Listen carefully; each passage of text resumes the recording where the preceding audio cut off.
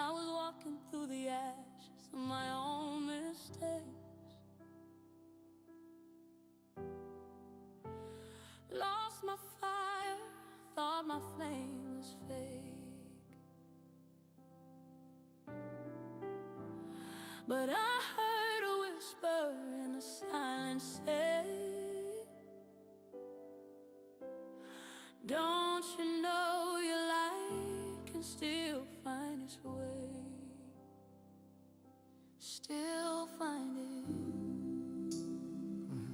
That's right. Storms don't mean it's over. Now they wash you clean. What you thought was broken's just the space between the end of pain and a brand new dream. Yeah. I'm catching my second wind. Come on, I can feel it. Yeah, oh, yeah. I rise again.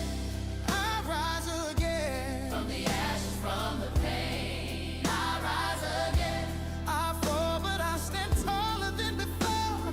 Chains don't hold no more. I found grace in the places I fell apart. Now hope's tattooed on my heart. I rise again. Come on now. Lift me higher. We ain't done yet. I've been down bad, yeah. Shadows talk loud. But I'm built for the comeback. Watch me turn the crowd. Every scar's a signature, proof that I'm free. My reflection's redemption, staring back at me. Turn it round after line 2, free after line 3. Every no was a lesson, every loss was a seed. Now I bloom through the concrete. Faith is my creed. Miracles don't whisper, they roar indeed. They roar indeed. Say it loud. I rise again. I rise again. I rise again. The ashes from the pain. I rise again. I stumble, but my soul don't break. Love don't make mistakes. I found peace where the storm began. Now I'm walking on promised land. Oh, won't he do it? I am still standing. Let the choir say amen. I'm still standing. When the night's too long, keep shining. Keep shining. Keep climbing. When you think your story's through, he's still on your knees. That's where you find peace. Redemption's rhythm. That's the beat in me. That's the beat in me. Keep on rise again. Yeah, yeah. I rise again. Yeah, yeah. From the ashes, from the pain. I rise again. Yeah. Every fall was a setup for flight. Oh, we're breaking into light. Oh, hope is my anthem. Grace, my friend. I rise again, again, again. We rising up. New day, new chance. Lift your hands, your hands. All things made new. This ain't the end of your story. It's just the start of your rise. Gentle reprise of the main melody until fade out. Gentle.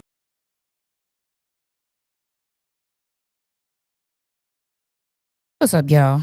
What is up? What is up? Y'all let me know if y'all can hear me. Was having some headphones issues earlier, so I was trying to fix that. Sorry for the long intro. Was trying to fix the headphone issues. What's up, everybody? What's up, everybody? If you would please like, share, subscribe to this channel. We finna get into a few things today. I hope y'all can hear me. Hold on, I'm about to test something. See if I can hear myself. Okay, I can hear myself. Let me test something right quick. All right, I can hear myself. Let me get to speaking. see who's up in here. Like, share, and subscribe. Let everybody know that Super is on. We are going to be talking about Dolton, Illinois today. Dolton, Illinois, a man on fire. Is that what we have? Do we have a fire? Do we have a bomb? What do we have? With all the trauma that we went through with the previous administration, are we in trouble again? Should we wait like they suggested, or should we pull the trigger now and say we need to get this under control now? What where are we is what we need to assess. Let me speak to everybody. Can see. Hold on, let me fix the thing in front of me. Y'all let me know how y'all hearing me out there. Let's see. What up, Alley Cat? Wyoming gal, how are you? Thank you for being here. Thank you for modding. All my mods, thank you for modding and making this a safe place for people to be able to express themselves, get out their viewpoints, and for us to be able to talk. What's up, Bobo? I want to give special shout out to Bobo. Thank you for being with me in the meeting yesterday. You know, some people talk about doing things and some people do. There's talkers and then there's doers. And so I want to thank Bobo for being a doer and a talker. She is a joy. Man, I love spending time with her. I wish I could do it more. I wish we could be together more. I also shout out to Alley Cat for being there. Listen, these two women, I love them. I wish I could be with them a little bit more. A lot of people that I hang out with, I wish I could do that a lot more. These are some great people behind the keyboard and in person. What's up, Jim C? How are you? Deb Hill, what's going on? Let's see who else we got here. What up, Vivian? Hey, D Maintenance. What it do? What it do? What it do? We back at it. Anissa Starks, haven't seen you in a while, but what's up, my love? I hope you're doing well and everybody in your family is doing great. We got some business to talk about today. I left the meeting early yesterday because I felt triggered. First of all, we had been there a long time, but I felt really triggered. I felt really like the community and the audience was being gaslit. We all have experienced that with Tiffany Henyard, being gaslit during meetings. And I felt like that's what was happening again. And I did not want to give that any type of platform. That can take place on the city's page, but I didn't want to give that type of gaslighting really any too much platform because I just did not. I felt the public was being gaslit, and they were being gaslit about a lot of things. But when the public steps up and expresses something that they do not want, and they are not heard, man, that stresses me out so bad. And I want to just talk about the difference in counties, right? In Will County, people are over here upset and fighting over data centers. In Cook County, people are upset and fighting for their lives. I just want you to see the difference. Okay, Will County, we're upset over a data center. Thank you, Anissa Starks, for the super chat of $2. I appreciate every dollar, and it goes to good use, gas money. Yes, and she did rescue me with a meal. Thank you so much. Thank you so much, Bobo. I appreciate that. Thank you so much. And so, I want you to see, I'm going to say that again. I want you to see the difference in the counties. Over here in Will County, they are fighting over data centers and solar farms. In Cook County, They are over there fighting for their lives. Not the same. But why are they not the same? These are questions that you need to start asking yourselves. Do you deserve the same quality of life as these other counties? Because you know, Will and Cook are not the only counties. You got Will, Cook, DuPage, Kane, Lake. I mean, it's a whole bunch of counties, right? You got Kankakee County. You know, it's a whole bunch of counties, right? And on this side, on this side, um, you have a data center fight, and on the other side you have a fight for lives, a fight for your life. People are drowning in taxes. People are drowning in water bills. People are drowning literally in water in Cook County. Okay, so you know these are the difference. Listen, them gas prices is high, and I done had to go up on my DoorDash tip because, listen, a gallon is almost $5. I don't know how these Uber and these DoorDash people are surviving because, honey, okay? What's up, Javar? How are you? I hope you're doing well. So we need to get into this talk about the interim fire chief. But you know, SP, I'm always going to give you the full picture, right? And I don't write the news, I just report it. Okay?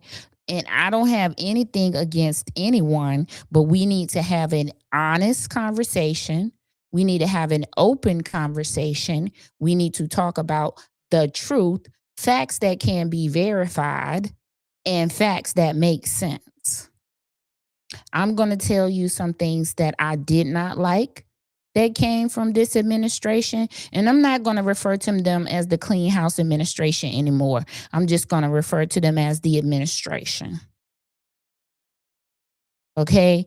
So this administration, there's lots of similarities between the start of Tiffany's administration and the start of Jason's administration. They have some similarities to them. Those similarities we'll go over at a later date. Right now, we are talking about appointments. The mayor gets 5 appointments: police chief, fire chief, village administrator, public works, and there's one more. Ooh, I don't remember what the other one is, but there's one more appointment, but there's 5 of them. And so with your appointments, the parallel between these appointments is Tiffany chose an interim chief, and they have to be interim if they're not fully certified. Okay. So she chose an interim. She had an interim, a chief that was not certified. And Jason has chosen to choose an interim fire chief. Now, why you would choose to pick someone who is an interim versus picking a permanent fire chief, that escapes me. Okay, because for insurance purposes, which would be the first one for Dolton because they are paying high insurance premiums, getting a certified fire chief and police chief should be at the top of your list for insurance purposes to bring the premium of the insurance down for the residents. Because all of these things play a role in property taxes, right? Taxes levy, they all play a role. It plays a role in that, right? Let me see what questions are. What has he been doing the past 180 days? Not having meetings, not getting to know the firefighters, not getting certified. We actually going to talk about this because it goes far beyond 180 days, right? We'll talk about that. We'll get there. Starts with and ends with an A. Same person. 2 administrations. Ooh, Lord. Anywho. let's talk about how we got here. Let's talk about how this person even came to Dolton. Okay, let's talk about how this person came to Dolton. We cannot have this conversation without starting from the beginning. So I want to start from the beginning. Hey, Lee Hamilton, let's start with from the beginning and let's go where we need to go for that. All right. Class has begun. Like, share, and subscribe. Tell all your friends that Super is on. Okay. And let them know that we are we are doing a recap of the meeting, but we are also educating you on this fire chief and why the residents might need to be alarmed, why they should be questioning as they did at the meeting. And I was so happy to see different residents questioning, right? You had different people questioning versus the same old people. Some people were saying, oh, we were seeing the same old people during Tiffany time. Now, what are you saying? Now the village is awake. Now the village is questioning. Now the village is attending meetings, as they should be. So let's talk about how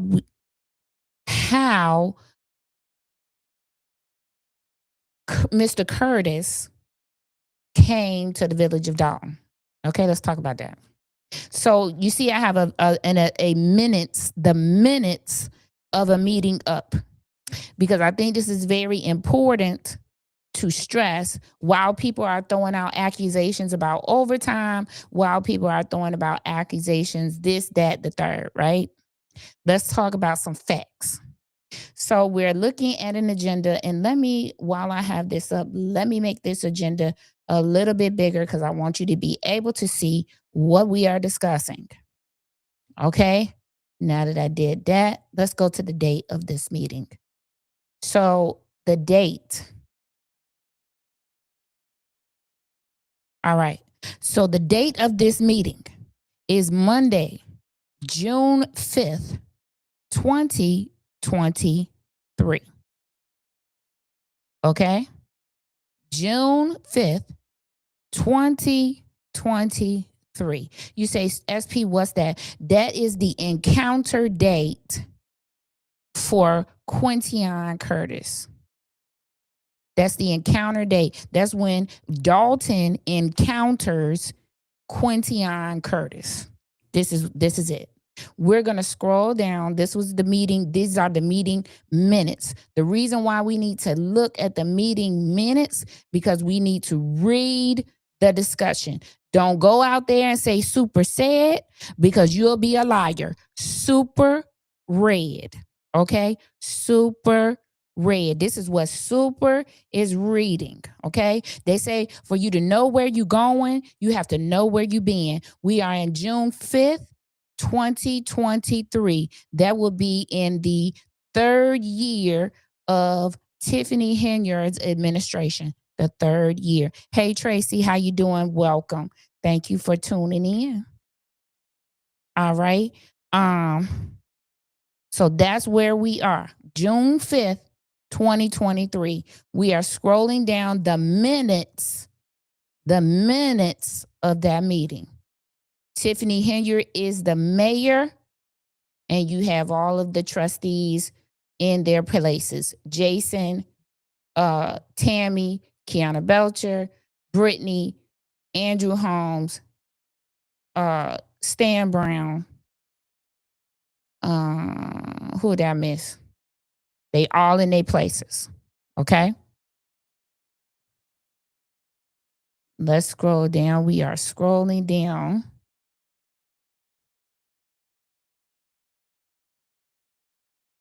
All right, we are there. We are going to be scrolling down to item D. This is the minutes for June 5th, 2023, meeting in Dolton. Tiffany Henyard is the mayor. We are scrolling down those minutes till we get to item D. All right. Item E, F, and G. So you see item E says approval of Dolton Fire Deputy Chief. At that time, the chief of the fire department was Chief McCain. Currently on Dolton website, it tells you that Chief McCain, Pete McCain, is the current fire chief. He absolutely is not. But that is what the website currently says. It currently says that Pete McCain is the fire chief, and he has been so since May of 2015. That is not correct. That is incorrect information on the Village of Dolton website. That's what's listed there. He is not the fire chief. We do know that the interim fire chief, and we learned during Tiffany's time that interims can only sit in their seats for 180 days. Now let's look at the parallel. Look at Harvey. Harvey has a village administrator, Kareem Davis, who is the interim village administrator, who has been sitting in that seat as an interim for more than 180 days. Wondering why nobody has challenged why she is still sitting in that seat as an interim. Never been voted on, never been brought before the board, none of that. None of that. Been sitting in that seat as an interim. Harvey, we need to check that. Somebody need to check on that. We need to get and figure that out. What happened to Pete? Pete stepped down. Pete stepped down because he's about to have a heart attack. Trying to, handle all of these things that was happening with Tiffany at the time, with the firefighters at the time, trying to do his job at the time, maintaining a family. I mean, I don't blame him, because I'm not, you don't need to be having a heart attack over no job. So he stepped down. He took a step down from chief to captain. And he's working currently. He's still on the fire department. He's still working. But he stepped down because there was just so much going on. And I don't blame him. And a lot of so much that was going on, he didn't want to be a part of. And I don't blame him for that. But if you go to the website currently now, that's what it say, but that's incorrect. That is not correct. All right. So we're looking at E, F, and G. F says approval of Dolton fire inspector. Approval of Dolton fire engine promotion. All right, let's scroll down and see what this say. It said that the motion was made by Trustee Stan Brown. It was seconded by Trustee Belcher. There are 6 ayes. There were no no's. So everyone that was put in these positions, fire deputy chief, fire inspector, fire engine promotion, was promoted. They were put in those places, and they were agreed upon by all of the trustees. This is your first encounter with Quintion Curtis.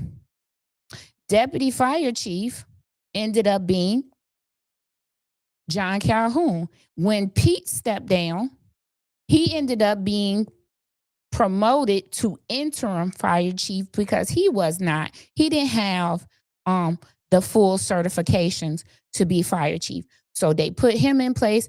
Tiffany put him in place as the interim fire chief when Pete stepped down. Now, it says community outreach fire inspector Quintion Curtis. He was the fire inspector under Tiffany. And guess what? He was the non-certified fire inspector then. And everyone, you see that? It says motion, seconded, ayes, 6 of them. Trustee Tammy Brown, Stan Brown, Brittany Norwood, Jason House, Andrew Holmes, and Kiana Belcher. Her name's spelled wrong. Kiana Belcher said yes to all of these appointments, knowing in full well retrospect that Quintion Curtis was not certified to be a fire inspector. He actually had to. So when you have a certified fire chief, which Pete McCain was the fire chief, and he was certified, so he was a full fire chief. You can do fire inspections under his certification. So that's what Quintian Curtis did. He didn't even have a certification of his own as a fire inspector. So gaslighting the community, for me, what's up, Gardis? How you doing? Thank you for tuning in.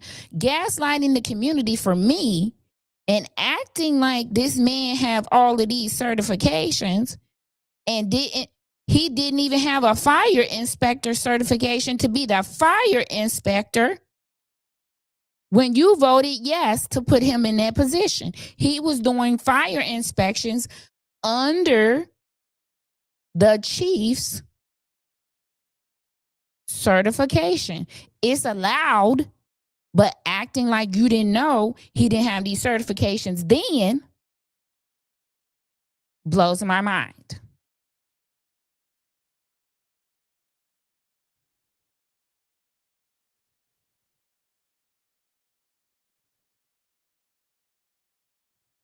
Goddess, we gonna get to the school district because I have a report to do on the Kankakee School District. We're gonna talk about these school districts. It's a lot that we have to keep an eye on, right, Goddess?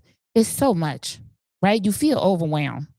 You feel like I felt yesterday. I felt triggered. I felt like I was in a fight or flight moment and I needed to get out of there. That's how I felt. I felt like I was suffocating. I felt like I was suffocating because I just felt like I can't believe that we are here again, having been asked for trust from the public, and here we are again. And again, none of this stuff is personal. It should be about business. It should be about you ran on the fact that you told people you were going to make sure that certified people were in these positions because that's all that Tiffany was doing, was putting people in these positions that were not certified. Okay, so here we are, and he's put in the position of fire inspector, paid as fire inspector on June 5th, 2023. So, question, and it's a question to the group. This man did not even take the time to get certified as a fire inspector on his own when he was appointed under Tiffany. And I'm going to say again, every last trustee there, you see it in black and white. I'm not making it up. You see it in black and white. They voted yes to him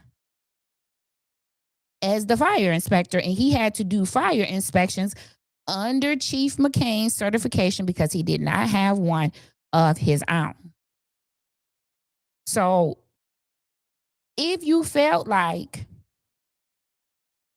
oh my God, Dolton could ask me to be their fire chief in 2023, you still didn't try to get you didn't get the fire inspector certification? You didn't try to get that though while you was working in Dolton?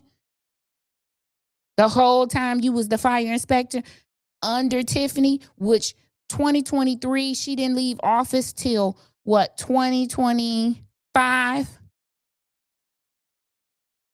So that whole 2 years, you didn't get certified as a fire inspector on your own. You didn't try to get the certificate. Okay. Maybe it's just me. That's probably just me. The fact that he called the firefighters disingenuous is appalling. Baby, listen, we gonna get there. Because you know what? I'm asking the question about this first encounter. We on the first encounter, and you know this man is not certified. Y'all don't care about it? Y'all don't care that they knew this previous? Okay. But you have it there in black and white. So all of the gaslighting from yesterday was overwhelming for me. It was overwhelming for me to watch this when this right here is public information and actually posted on the website that he was voted, and he was voted yes by all of them.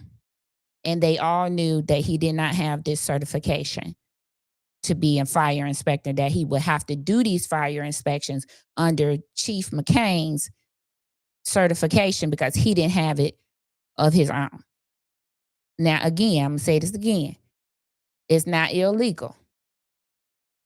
But ethically, shouldn't you feel like you want to be certified for what you're getting paid to do? That's just me? Okay, cool. Let's move then.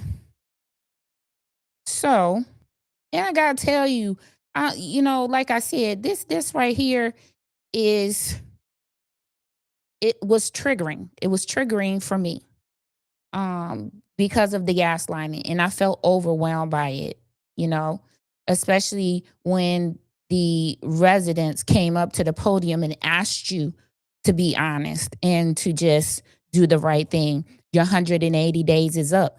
You should just step down. We shouldn't have to be up there having this conversation. You should just step down and say, my 180 days are up. Once I take this test or whatever, I would like to be considered again. I mean, ain't nothing wrong with that. But anyway, now we're going to move here because we need to talk about Quintion Curtis, the firefighter, the person, right? So let's talk about the Citizen Weekly. There are a whole bunch of these online publications. And what I want you to take note of, and what I took note of, a few days before the firefighters' protest, this article came out and it was posted on the Village website as well. Let's check dates.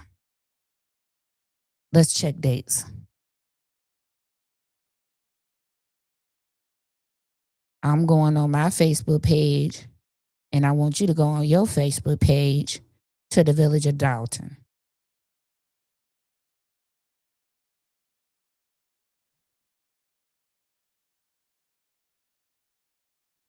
Hold on, child.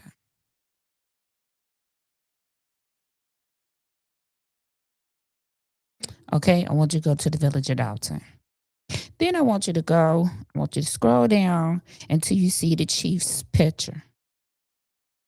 So 3 days ago. What was 3 days ago? 3 days ago. What was that? Today, Tuesday. This say that happened 3 days ago. So on Friday, I believe it was, the firefighters posted their flyer about their protest. On Sunday, which was 3 days ago, that's what it say. This right here was posted about the fire chief from the Citizens newspaper group. Now, let me tell you why I don't trust this particular online publication. And this is what I'm telling you why I don't know if you went, like I told you, to the Village of Dolton page and saw that, right? So because everything is about strategy, right? Everything is about politics. Politics be politicking, politricking, be all of that. Okay? But I want you to watch. I want you to take notice of these behaviors. Because what you need to do, what we learn, or what I learned from the Hinyard thing, was to trust nobody. Trust me. Trust my own information that I get, that I for. And if I get some information from somebody, that I'm going to investigate that information. I don't care if I trust you. I'm going to investigate that and find out and make sure that that's true. Okay? Does the interim chief get the same pay as the permanent chief? And absolutely do. 6 figures. Let's talk about it. Okay? So this, you saw, okay, I hope you went to the Village page and you saw that the firefighters released their flyer about their protest. And it seemed like this was ready to go. This was already ready to go. Because it came out The firefighters released that on Friday, and this came out Sunday. It could have came out Friday. It says 3 days on mine. I don't know what it say on yours, but 3 days ago was what? Yeah, today is Tuesday, right? Monday, Sunday. It was actually Friday. So after they released their flyer, then this came out a few hours later. How is the question? Then let's look at this Citizens Weekly. Now, when you go to regular publications, I don't have one up to show you, but when you go to the Chicago Tribune and you go to theirs, there's a byline. That's what you call a byline. And it tells you who wrote the article, and there's a date on there. Right? It's the credits, okay? But this particular article, I mean, they did their work, okay? It says new Dolton fire chief off to a great start. Now, Izzy, this came out the same day that the firefighters released that they protesting. Huh? But he off to a great start. Okay, well, let's see what type of start he off to. But I want you to take note that when you scroll down this publication after this picture, there is no author. There is no by. There is no, you don't even know who wrote this. You have no clue who the writers are of this publication. Who are the reporters? Who's doing the reporting? There is no date. No type of byline. Nothing. I'm going to scroll down to the bottom so you can see. Down here at the bottom, it don't tell you who wrote it. It don't have a date. It doesn't have anything. So I want you to take and make sure when you're reading these online publications,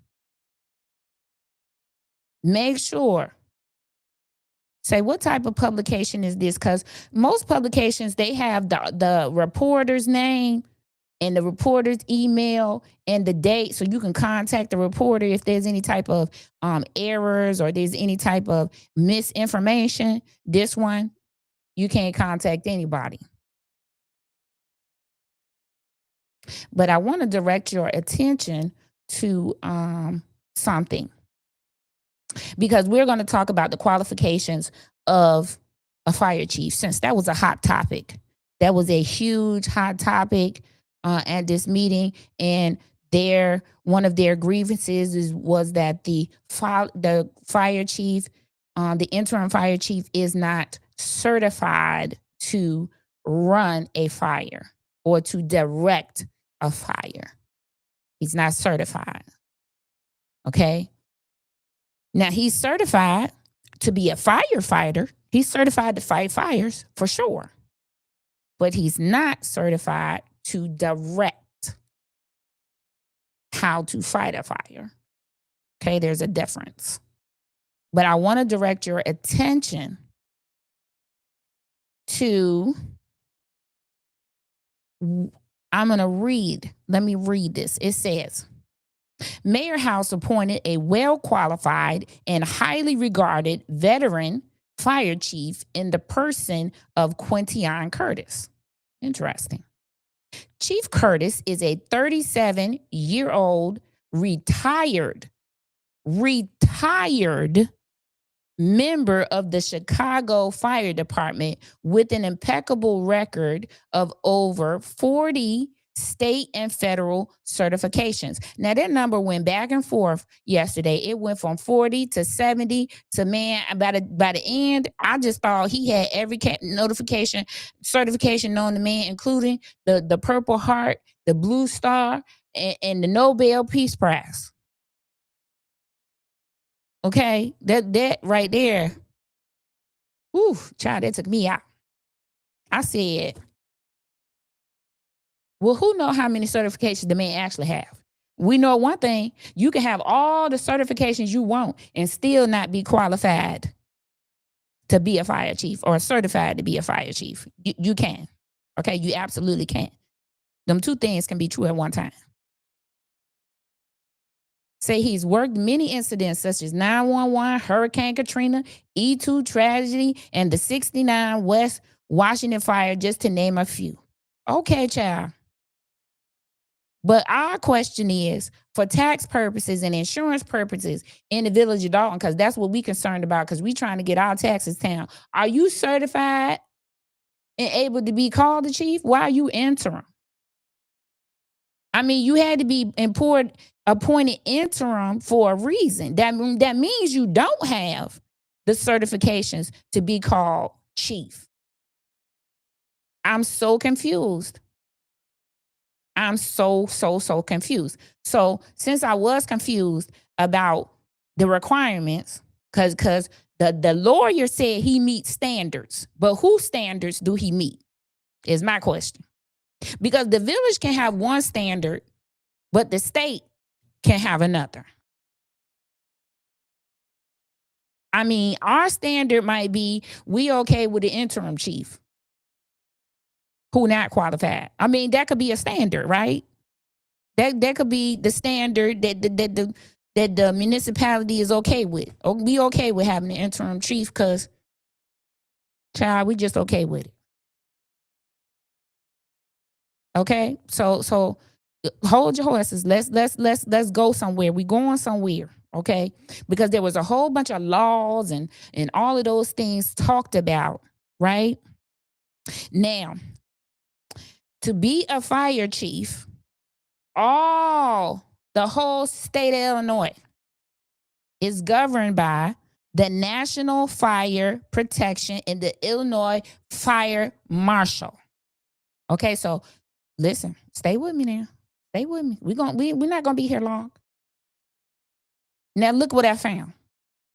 This is the code for a chief fire officer. According to, here you go right here, an Illinois fire chief officer certification shall meet or exceed, you got to at least meet or exceed the qualifications identified in the NFPA 1021. And that's the National Fire Protection Association. That's what that stands for. You can go ahead, you can look that up. Let me see what y'all saying. All I know is that a hit dog will holler, and a lot of them got hit last night and did, honey. Not just the fire chief, okay? A whole bunch of other folks got hit too. They was collateral damage, child. They were deep in their feelings. Girl, just like the water was deep in Mr. Gray's basement. Yes, sir. As a retired HR hiring manager, you are spot on. But if you are not compliant for Dolton standards, then you're not in compliance. Okay? So let's look at the prerequisites. This is chief fire officer. Okay, because we over here doing research and we learning things, and I want you to be fully informed. Okay, because when people start messing with the meaning of words and playing on different, meanings of things, I want you to know what the correct thing should be. Okay, so it says engagement as an Illinois fire protection personnel as attested by the employing fire chief of the candidate seeking certification. Currently hold a position at the managerial or administrative level. Wait a minute, hold on. What? Currently hold a position at the managerial or administrative. Let's go back to this piece right here. Let's hold on. Hold up. Let's go back. Didn't it say right here that he is a retired member of the Chicago Fire Department? Okay, that's what that article said. He's 37-year-old retired member of the Chicago Fire Department. But these requirements here for a fire chief, you see that say Cornell Law, but it's the Illinois Fire Officer Code from the NFPA. It said they have to be they have to currently hold a position. That man was retired before he got in this position.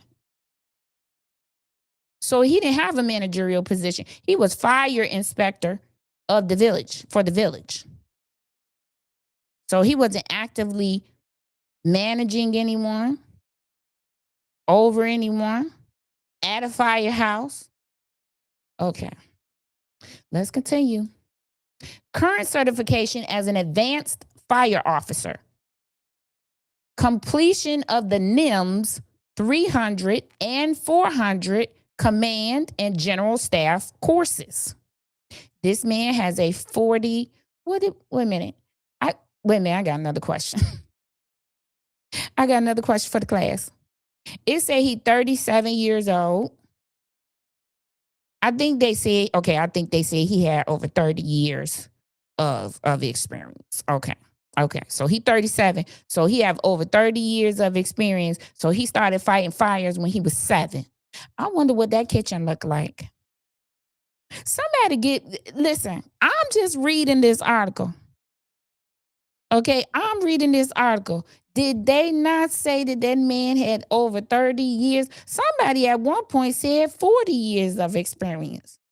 So when did he start fighting fires if he was 37? If he 37?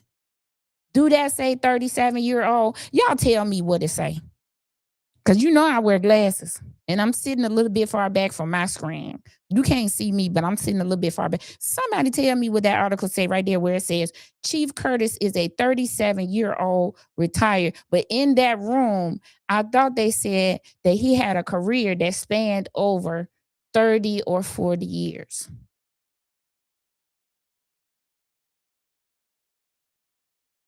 No, Wyoming gal, he has never managed anyone. But I also have another question, right? Because ranks matter. He's a lieutenant. So if you're moving up the ranks, which you have to do, you have to go from lieutenant to what? To captain. And then to chief. You cannot jump from lieutenant to chief. You have to be a captain. These are the things that they're talking about when they say he not certified. Because you have to take the course, and this is a phase 1 and a phase 2 course. Get promoted, pass the state test for a captain, and then you can be, because then captain gonna put you in a place of authority where you're gonna be over people in a firehouse.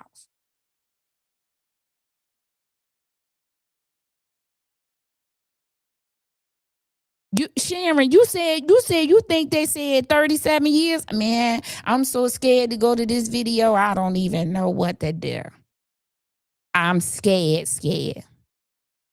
Okay, I'm scared to go to this video because if they say he got over 40 years of experience and this man is only 37, when was he fighting fires? He went to wait a minute. You know what? I'm starting to get overwhelmed right now. Are y'all looking on the screen? First, I need for somebody to confirm to me that it says that he's 37, a 37-year-old. Maybe they didn't mean that. Maybe that was a typo. Maybe it was a typo. Maybe they meant to say a 37-year retired member. You think it could be a typo? I need somebody to answer me because, man, I'm nervous. I don't even want to go to the video. Okay, your favorite survivor? Listen, they said everybody come in the back door. I mean, I get it. The $1 million question is why does the board support him so much? I don't think that's the $1 million question because we know that everybody has personal agendas. I believe the $1 million question for me is why are they refusing to listen to the residents after they said they would listen to the residents? I mean, I don't know. He appears to be in his late 50s, not his late 30s. The writer should have said retired. Okay, Paul, I'm gonna be with you, Paul, because I just don't want to believe the latter. Okay, so we're gonna take that as a typo. Okay, I'm just saying. Listen, we reading. This is what it said. Okay, let's take it as he's a 37-year. That's his career. He's retired, 37-year retired. He has 37 years with the So he would have to be, so you got to be 18 to even become a firefighter. And so he would have to be, yeah, somewhere in his early 50s. Okay. Because baby, listen, I got scared. Huh? I just want to know that you see what I see and I'm on what you on. Okay. All right. Whoever did this didn't do spell and grammar check. Well, I'm just reading. There is no byline, so you don't know who even wrote the article.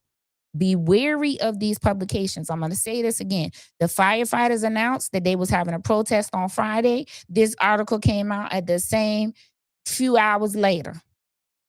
It was probably written in haste. I don't know. I'm just, this is a question. It probably was written in haste. Okay. Okay, sure. Okay. That's probably what happened. That's all I'm gonna say. But anywho, okay, now let's go back to the criteria because now we got that cleared up because baby, they got me scared up in I was like, whoop. Okay. We got the criteria. And they have to have a minimum of 10 years of fire service experience. Now, let's go back. They have to currently hold a position at the managerial or administrative level. Prior to his appointment, he was the fire inspector that was not even certified to inspect. He was inspecting under Pete McCain's certification when Pete McCain was the chief. So, and he was not actively managing anyone. He was just a fire inspector. He wasn't over anyone. So if they have to currently hold that position, he didn't even meet that standard.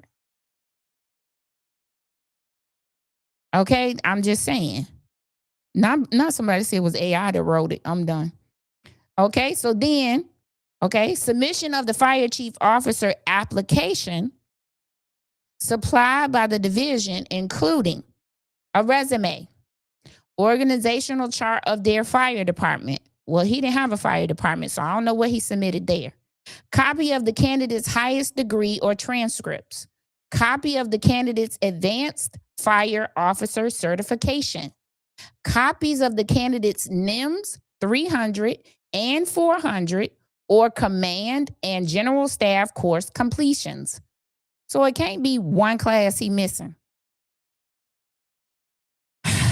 3 letters of reference, one being from their immediate supervisor.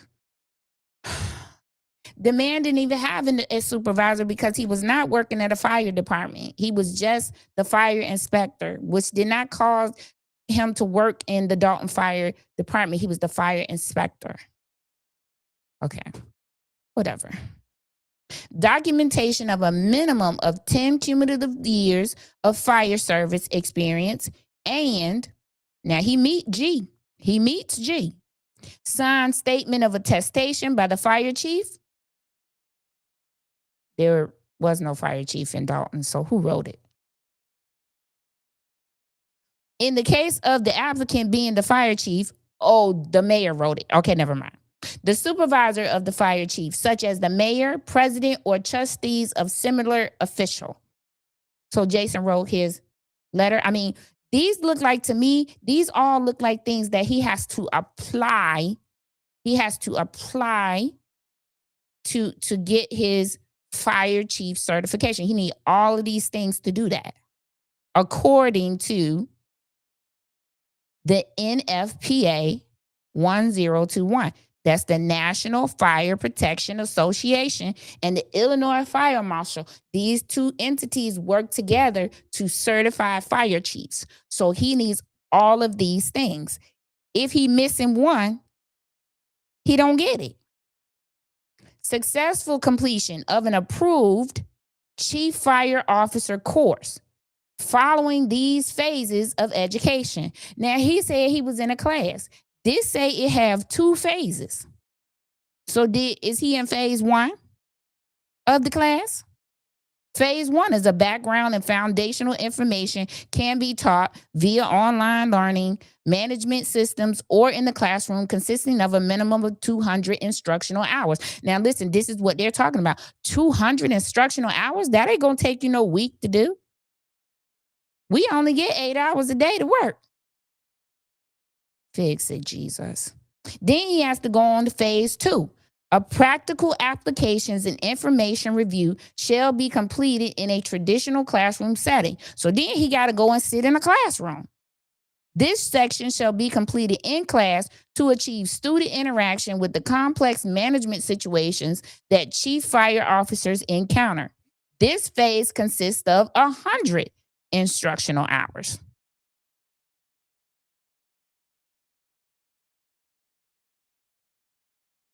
Never mind.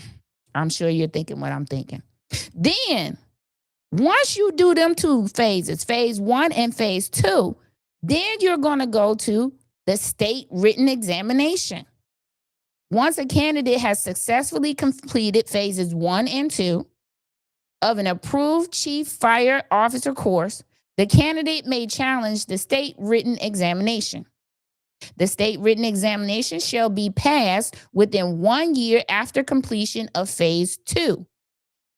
An approved chief fire officer course, If the state written examination is not passed within 1 year after completion of phase 2 of an approved chief fire officer course, the candidate shall be required to retake phases 1 and 2 prior to receiving certification. Lord, we got another phase. It says phase 3. Submission of completed task book of certification. The task book for certification shall be signed by the fire chief, or in the case of the applicant being the fire chief, the supervisor of the fire chief, such as mayor, president of trustees, or similar official. The candidate shall have a minimum of 3 years from the date of passage of the state written examination to complete the chief fire officer task book supplied by the division. Full certification. A candidate must meet all requirements in the NFPA 1021 for Fire Officer 3 and Fire Officer 4, and the requirements identified in the current task book. For provisional certification, a candidate must meet all requirements in NFPA 1021, the Fire Officer 3, and the requirements identified in the current task book. And candidates who have completed a fire officer course prior to January 1, 2022, and have not received full certification by December 31st, 2025, must complete a new course prior to applying for or receiving full certification at the chief fire officer level. Training documentation shall be maintained in the fire service personnel's training records at the employing fire department. A qualified instructor for this level must be certified as Fire Service Instructor 2 and Chief Fire Officer. Fire department or individual reimbursement may be available for training costs for the chief fire officer, my glasses, Lord, as provided in subpart E. The course as set forth in section 141-115 and the training facility as set forth in 141-100 must be approved by the division. So you can't just go anywhere you want to. You got to go to one of the places on the list. Credit for an equivalent course will be approved by the division when the equivalent course meets the requirements of section 141-120. Now, that lawyer was like, well, there's language here that says or this or that. Ain't no or nothing, because right here it tells you everything that you have to have in order to be certified as a fire chief. There are 1 through 8 steps, nine steps, and they got little extra steps to them. Good Lord. Okay. Let's see what y'all saying now that I finished reading that. Managing fires and firefighters is a whole different experience. Definitely is. The man for the last night said we can stop at number 1. I was done. I'm telling you, girl. He wasn't even, he didn't even have number 1. Okay, they know what they talking about. Does he not feel he needs to do them? I mean, where is he in this stage? Did he mention that last night he has even enrolled yet? Okay, so it was told last night that he was in a class, but it was not told what actual class he was in. It just said he was in a class. He was testing on this Friday. And then Tammy came and said, this state, the state controls the testing. So the testing might not even be on Friday. It's whenever the state say the testing is. They don't know how long that'll be. He can take the class, but he might can't sit for the exam until the next cohort, which could be 3 months from now. I mean, that's how these state tests work. They wait for a whole bunch of group of people so that they can put everybody in a room and test everybody at once. So that's what Tammy said. I'm just telling you, it's on video. That's what Tammy said. FC fire chief is a big responsibility. It's more than just overseeing. It definitely is, because you are in control of people's lives. You have to know when to switch people out, when to tell people to come out. You're directing the fire, the engine guy, and all of that stuff. If you have a self-given degree in incompetence, you're hired. Wow. Now the question is, who is signing their name to that getting in trouble? In other words, run into a free. Listen, I'm just here reporting the news. What up, TK of TK? What up, Big Buck Barbecue? You know, these are the things that the firefighters are talking about. Nowhere on any of their grievances did they have overtime. Nowhere on the grievance. Matter of fact, hold the line, please. Let me get this paper. This is the release. I said I was gonna read it to y'all. Hold on.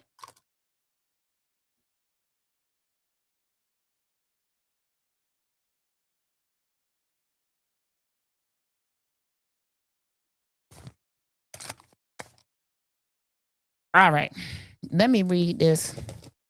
This was the press release that I was given. Oh, shoot.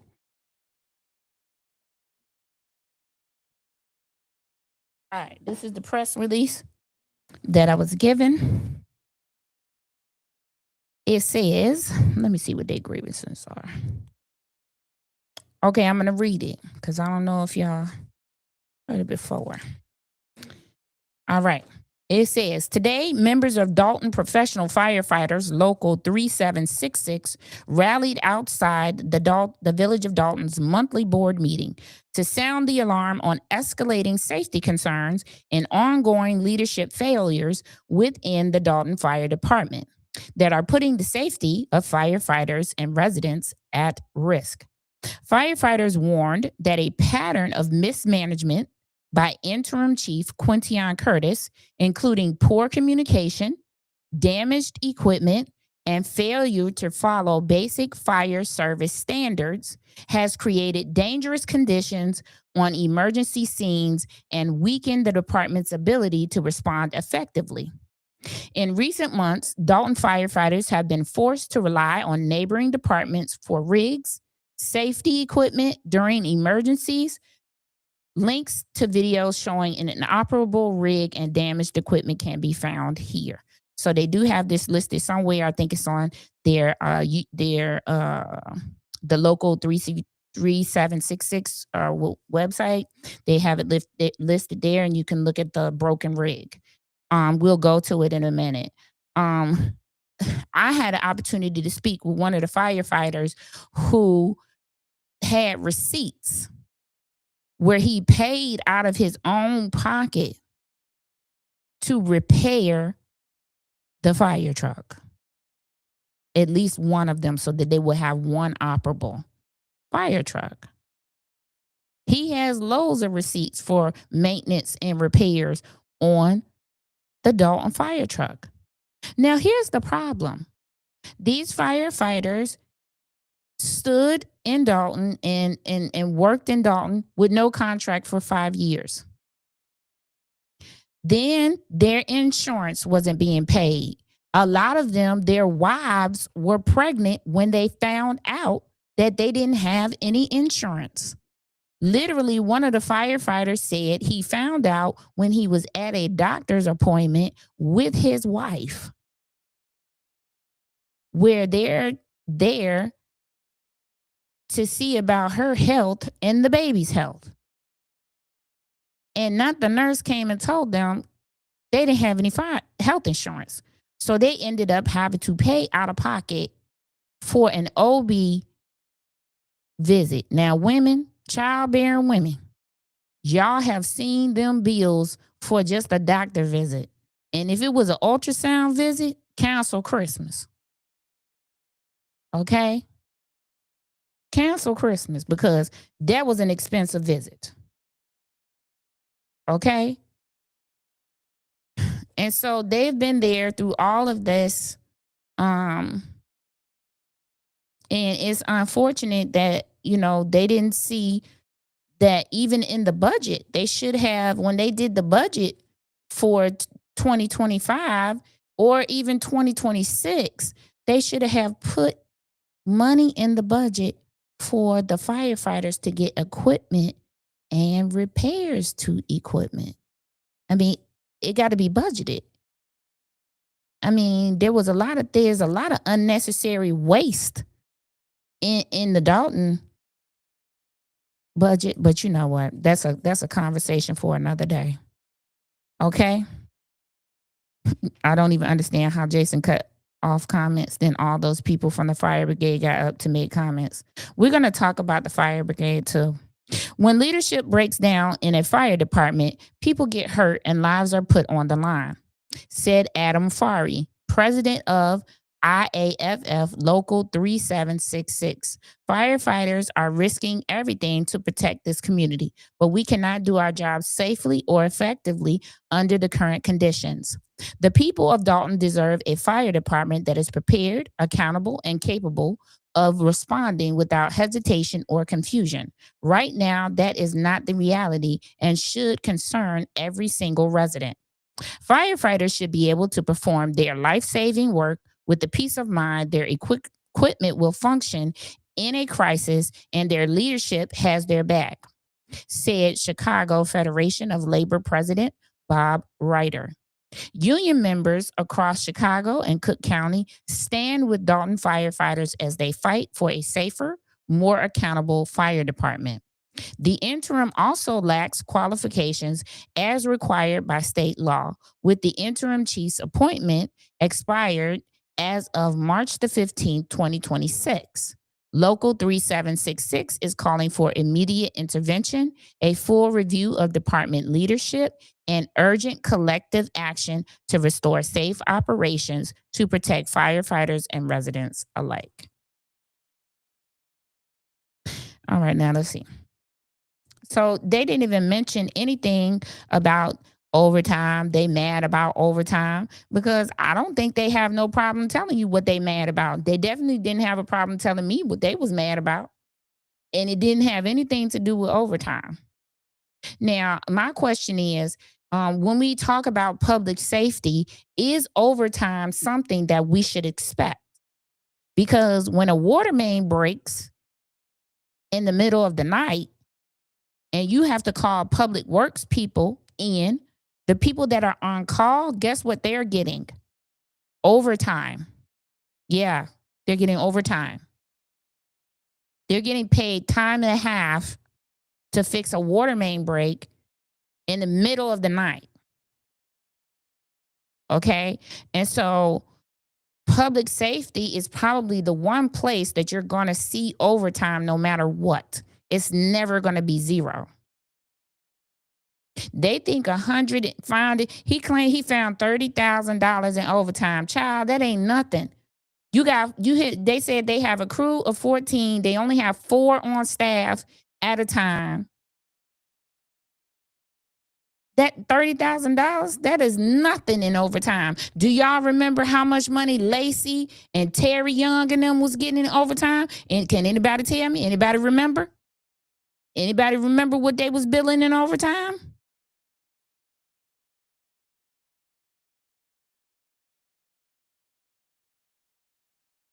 They were billing hundreds of thousands of dollars a month in overtime. $30,000, sir. That's all you found? You've been there since October 6, 2025, and all you found was $30,000? And we supposed to be mad at the firefighters for you finding $30,000? I don't think anybody gonna be mad at the firefighters for saving lives. You can't put a price tag on a life. Thank you, Sharon. They short people, of course. But at the same time, $30,000, you running 2 firehouses with only 2 people on duty at a time. So 2-man trucks going out here fighting these fires, not just Dolton fires, but Harvey fires too, Riverdale fires too, Markham fires too, Dixmoor, Posen, wherever else that's close to them. Okay? $30,000 is nothing. I'm going to say again, Lacey, Terry Young, all of them that was pulling all of that overtime, they was pulling whole salaries in overtime. And you gonna tell us about $30,000? What happened to the 2 guys who thought they was gonna get hired and didn't? They asked for an answer. So I don't know if they got an answer or not. And you do need firefighters, yes. 2-man crew is not, they running like Harvey. Harvey got people laid off. They running like Harvey. They running like they got people laid off and they ain't even got people laid off. This is a regular crew.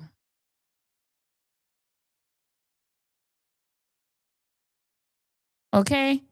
So I'm just like, don't tell us about $30,000. Don't nobody want to hear about that. They got these grievances about this equipment that they need. They are asking for communication for the person in charge. They are not getting that. You skipped over all of that to tell somebody about some $30,000. That's crazy.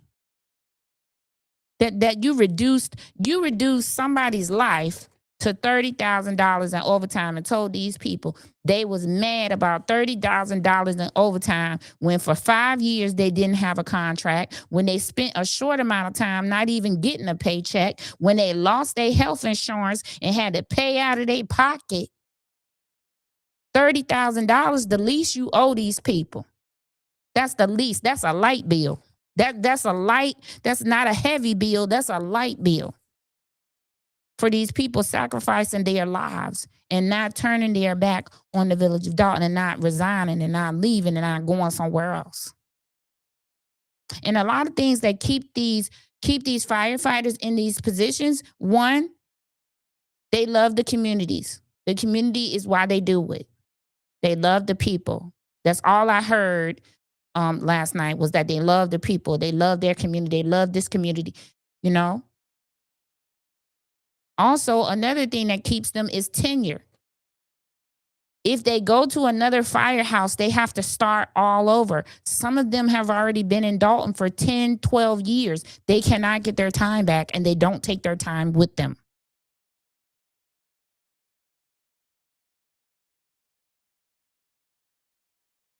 So that's the hard thing.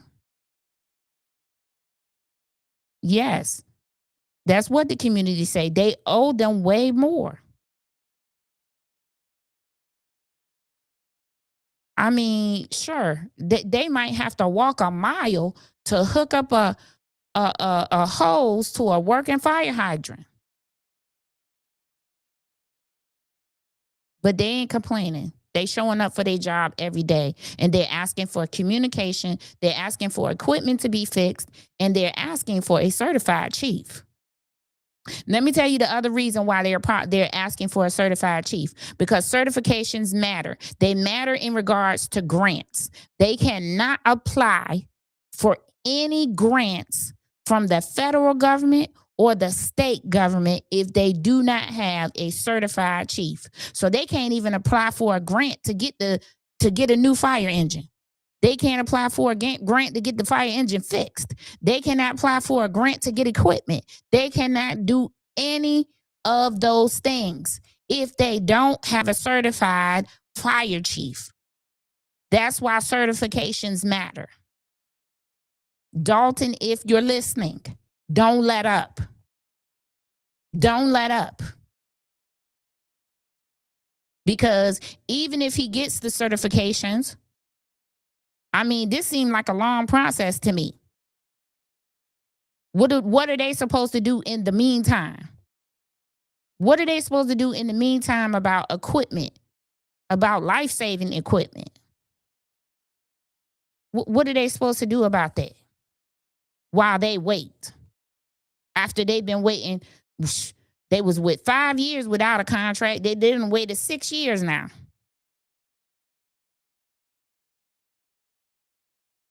There's also liability. Let me tell you what, some of the things that the reasons.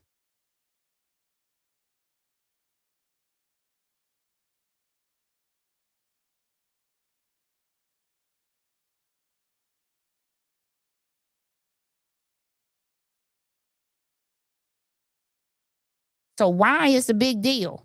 Why is it a big deal, Super? For legal reasons.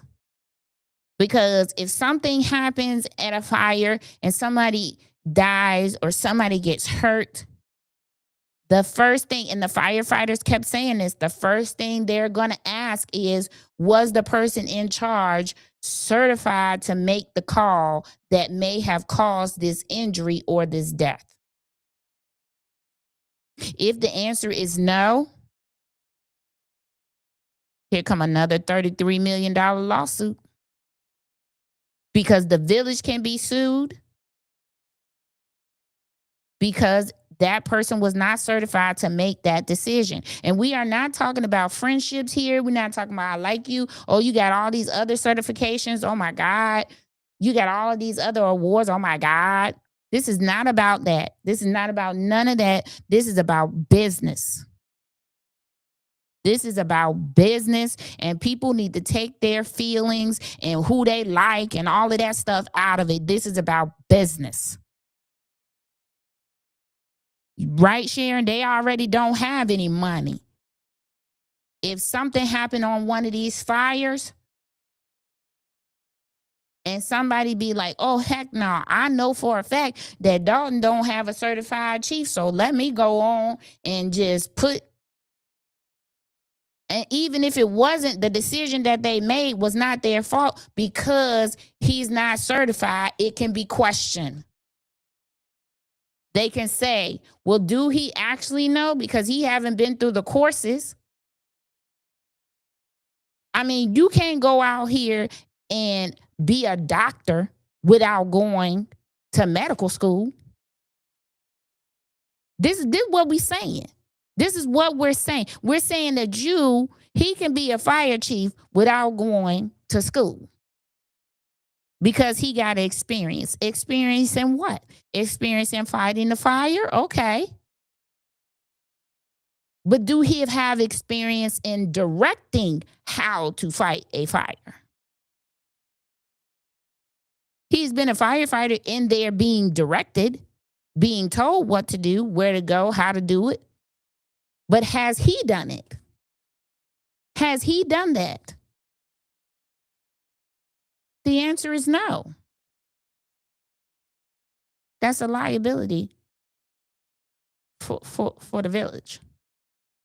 I'm going to say this again. It's like going to the doctor and he never went to medical school and you're going to let him practice medicine on you.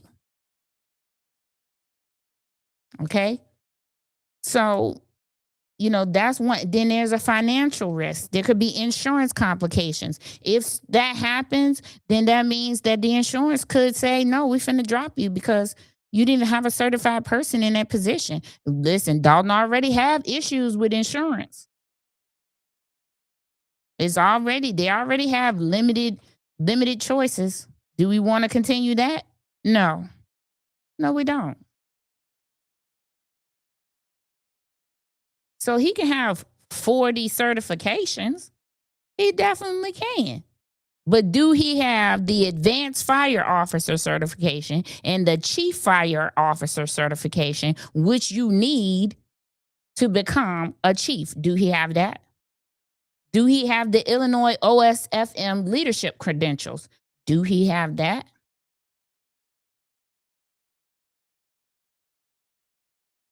Because that's what you need.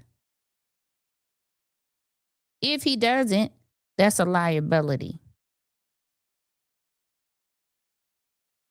That's a liability.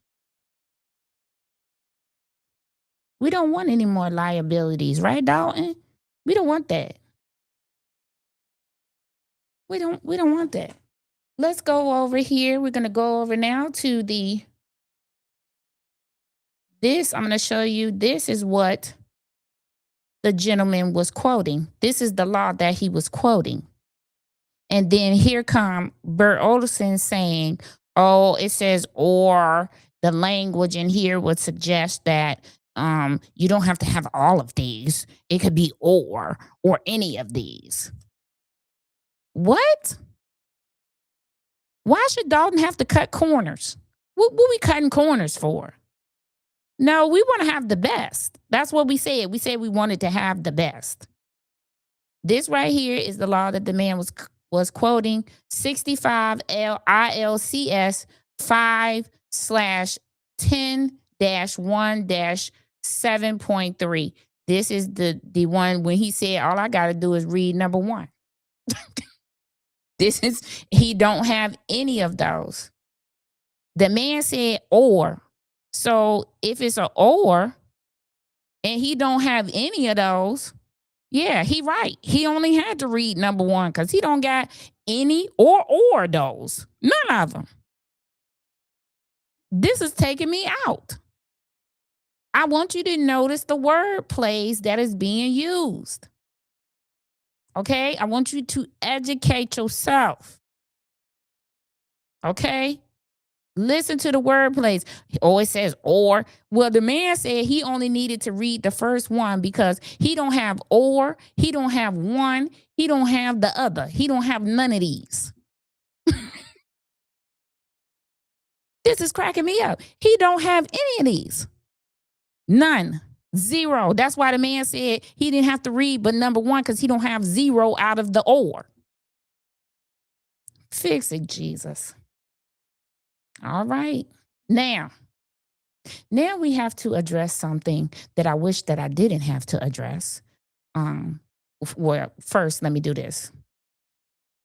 Let's talk about tactics. Let's talk about tactics.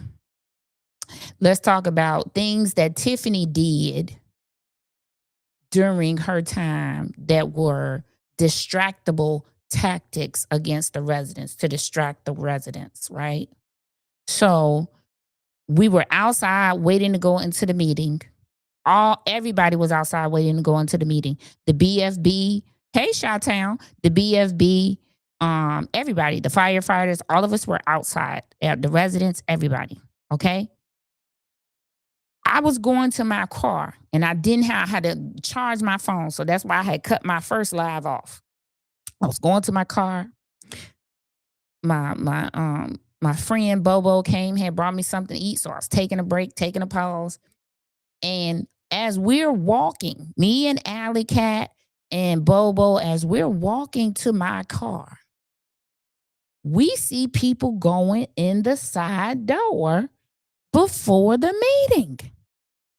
Now, do y'all remember when Tiffany was doing that? When she let the residents come into the meeting to fill the seats up, and then it was no more seats, and people was outside yelling, "Super liar!" Do y'all remember? That is what it was like. That's what happened. So then when they actually opened up the doors and we came in there were BFB members sitting in the seats already, taking up the seats from the residents. You had residents standing up in the back and on the side. So I'm like, okay. I say, okay, maybe this a glitch. Maybe this is not, I know this is not happening again. So then we go in and public comment starts. And look at what they put up on the screen while the firefighters were talking. This whole allegedly fake document is up on the screen while the firefighters are giving their public comment.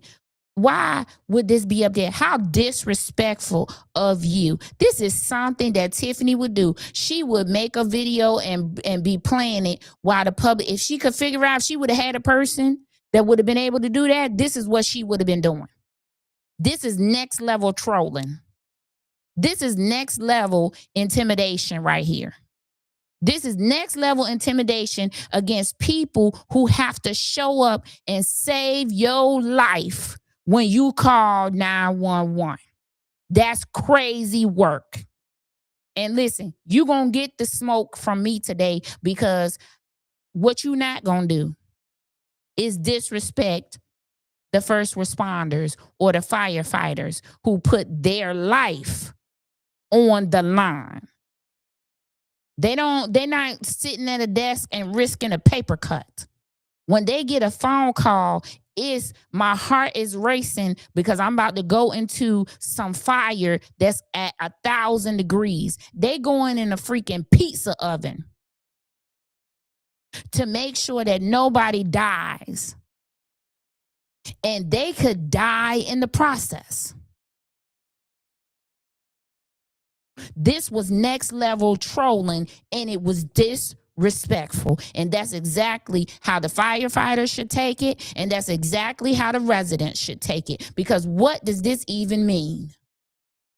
Nobody was actually even speaking about this slide. So why should it have been on the screen while they were talking?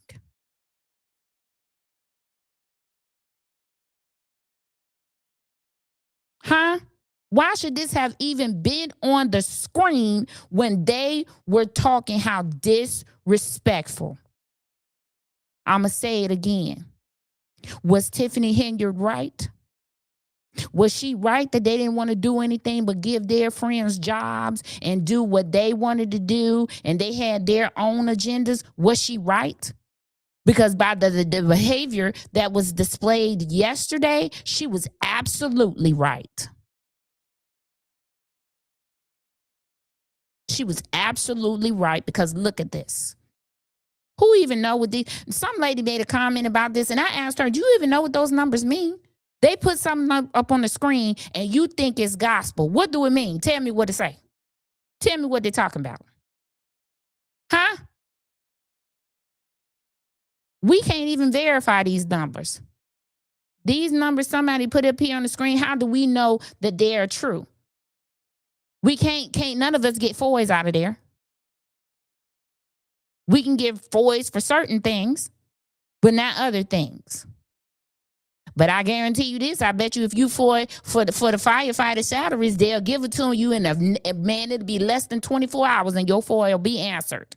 Messy. Just messy.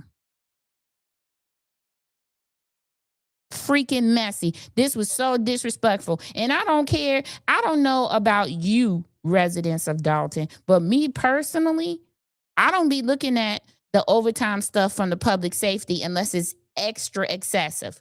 I mean, it would have to be upwards of $1 million for me to care.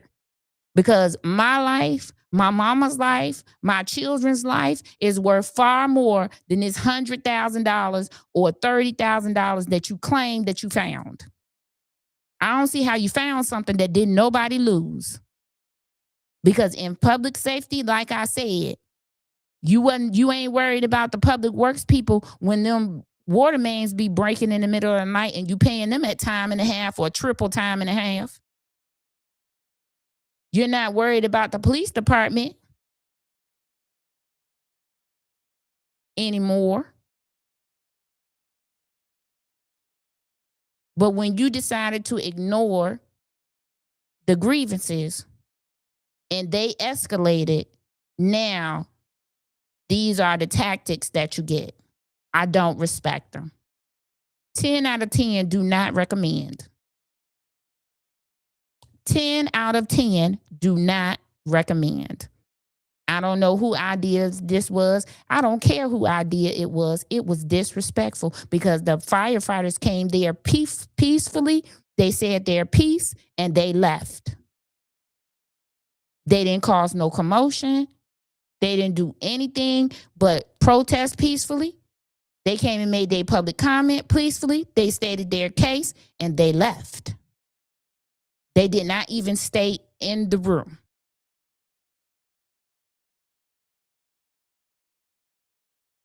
Shot down. That's funny. Listen, I don't want her back. I don't think she should come back. I don't think she should come back because she trampled the public's trust.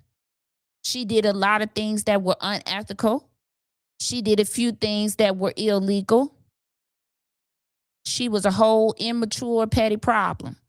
So no, she don't deserve to come back, but she was right about some things. Now we just got to tell it like it is because we're seeing it. We're seeing it in 4K, what they are doing. This was unacceptable. It was disrespectful. Now let's move. Let's move to the BFB. Let's move to the BFB. Give me 1 second. Because I got a few things. We're going to talk about Quintian Curtis and the nonprofit that is the BFB.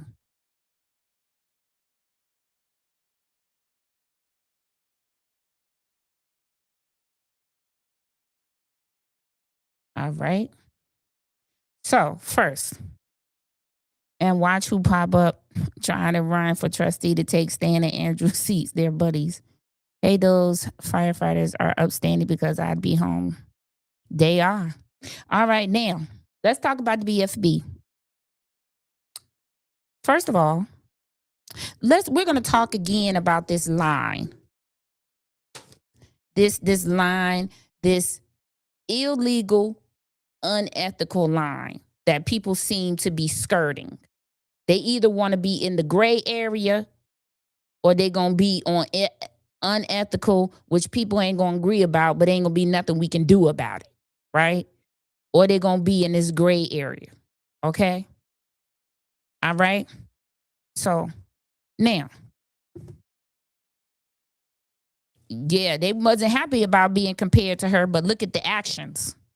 Look at the actions, though, okay? So we're going to talk about this line.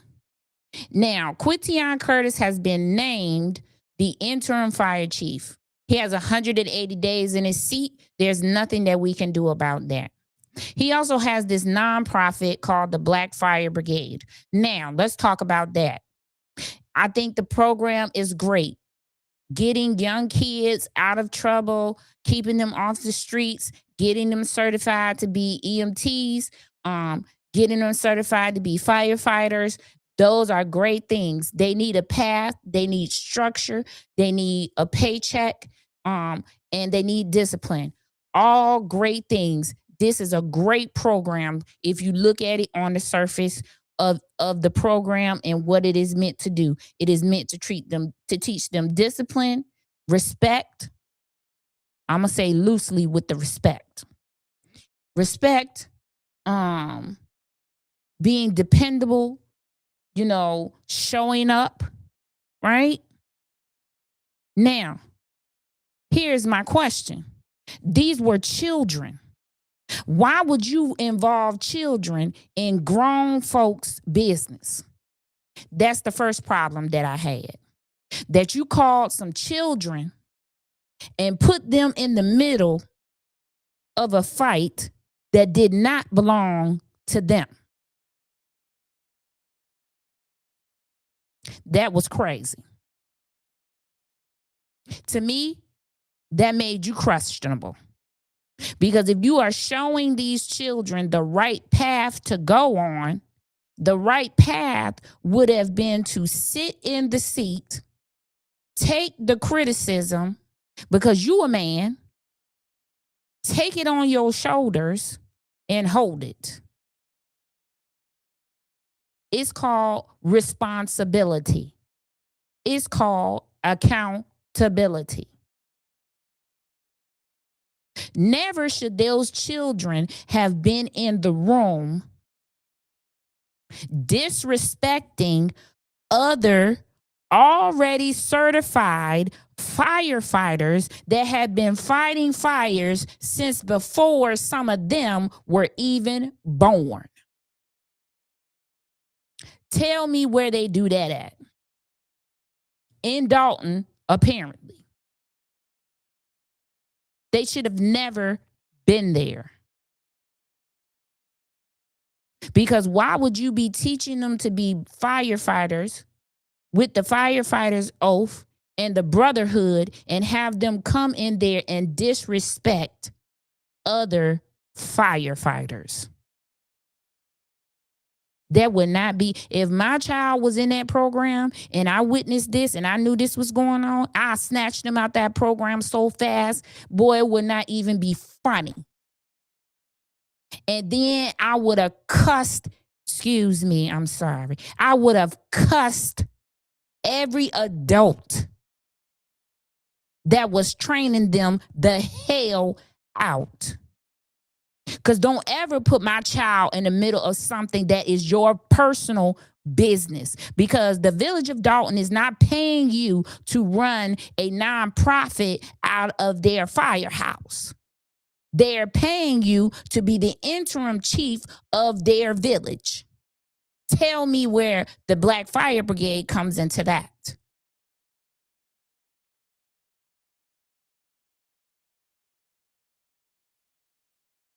Tell me. That's not brotherhood. Trying to turn this into a black, white, racial thing. That's not brotherhood. When you become a firefighter, when you become a part of a brotherhood, a sisterhood, some sort of organization, there is no color. We all have the same responsibility to have each other's backs. We all have the same responsibility. There is no you against us, against them. There is none of that. Chi-Town, I'm telling you, the program is great, but their leadership is tainted by politics and greed. Nothing but a good old boys club. And it was shown last night. And very unfortunate for these children. Because it's one thing to support someone and say, no, I support him. But it's another thing to hold somebody accountable and say, hey, man, this your job, right? This your job. This is what they paying you to do. This is your job. They're not paying you to have us here. And in all actuality, public safety officials and people in public safety, police and fire, they should never be involved in politics. Never. The firefighters didn't have no choice but to get involved because things were happening to them via this mayor. She wasn't paying their pension fund. She wasn't paying their health insurance. They were not getting paid. So they didn't have a choice. But as a rule, they know, no, we're not in that politic thing. We don't do politics. I bet you won't see them at the polls again because they have learned their lesson. I bet you won't see them again. And that's how it should be. They should not be involved in politics. Those children should have never been there. That is not something that you should be teaching them. We're all firefighters. We all save lives. They should be taught to respect people who have gone before them.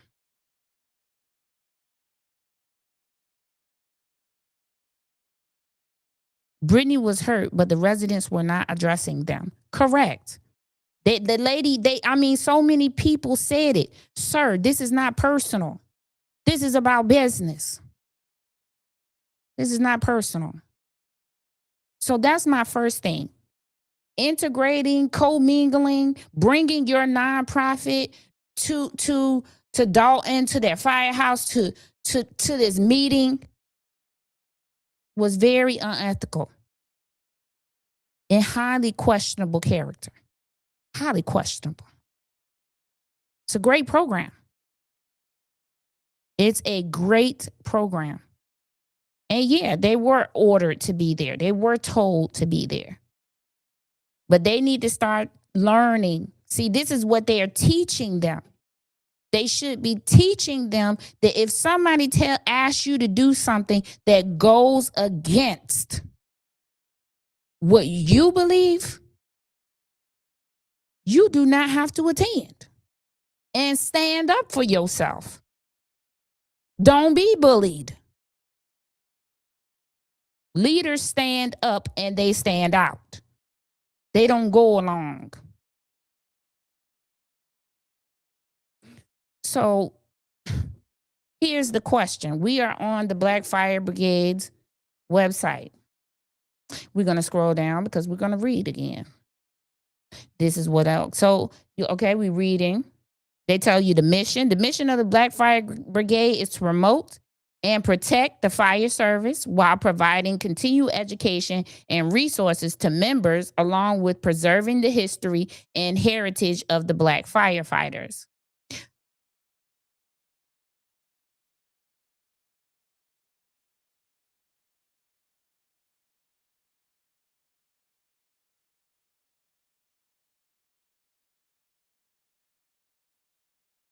So let's go to About Us.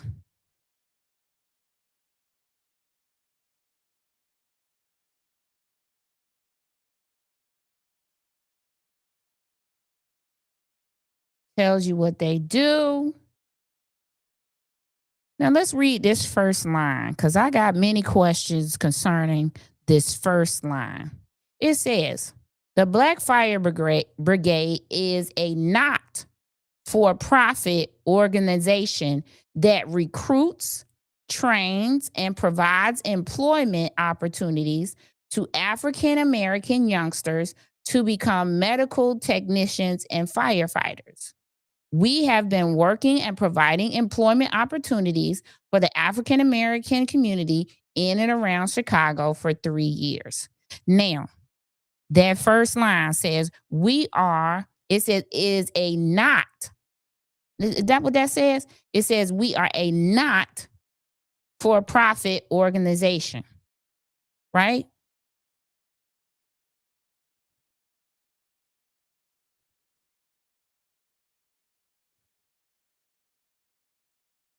Chi-Town, that's going to be another live. Okay. But I want somebody in the comments to confirm with me that we just read that this says that the Black Fire Brigade is a not for profit organization, because we got to move to some questions. Somebody quickly tell me, is that what you see? It's a not for profit organization, meaning they don't benefit. It is a not for profit organization. Somebody confirm that you see that on the screen for me so that I can move.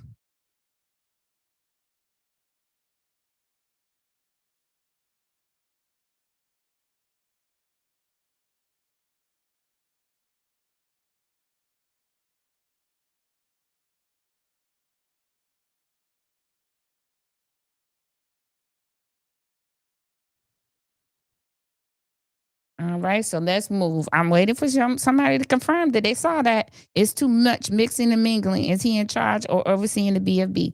Okay, thank you, Condia. Thank you. Somebody stay with me. I know y'all having fun in the comments, and I want you to do that. Okay, so look at this here. So this is the filing for the it says Not-for-Profit Corporation Act, the Black Fire Brigade org. And this is the lady that spoke, that was at the podium and came and spoke, and she misspoke because she was saying that Dolton called her to put 10 people. It was not Dolton that called her. It was Thornton Township, and it was Tiffany. when Tiffany did that, got that youth grant for $1 million, they called her and asked her to put people through the program, 10 people through the program. She said she did the 10 and they never paid them. Well, it wasn't Dolton that called you. It was Thornton. I'm gonna need you to know where you at. Okay? I'm gonna need you to know where you at. But this is the filing for the not-for-profit. It says the blackfirebrigade.org. It lists the president. Quintian Curtis is the secretary. Kim Winston, whoever that is the director. Now on this page, it has that D'Amica Wade is a director and Quintian Curtis is a director. So he a director and a secretary. Lord, he be doing double duty. No wonder he can't talk to the firefighters, because he the secretary and he the president over there at the BFB. My God, he got like 3 jobs. Okay. Now you see they have the filing for the not-for-profit. Okay. Got that? Got that? Let me know you got it before I move on, because now we got a few things, few extra things that we got to talk about. Okay? Yeah, everybody got that? Everybody got it? You got it? Say good. Now we're going to move over here. Now tell me what this paper says. It says it was filed, it's stamped February 7th, 2025. All right, so that means they should have renewed this February that just passed. But what did this say right here? It say limited liability company name, Black Fire Brigade LLC. Now explain to me how you can be registered as a not-for-profit as the Black Fire Brigade org and an LLC as the Black Fire Brigade.